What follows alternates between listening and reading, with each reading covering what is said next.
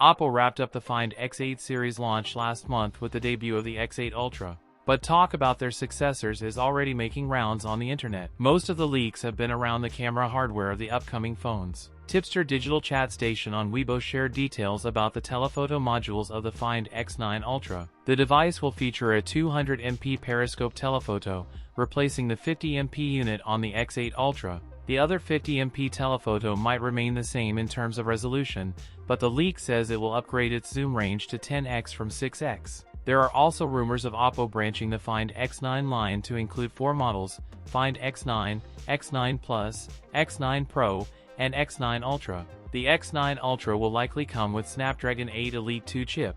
It is still too early for a full picture of the Find X9 series. The Ultra model won't likely launch in 2025, while the others are expected to debut in October or November, likely after MediaTek unveils the Dimensity 9500. That's it for today's video. If you enjoyed it, don't forget to like, comment, and subscribe for more content. Thanks for watching, and I'll see you in the next one.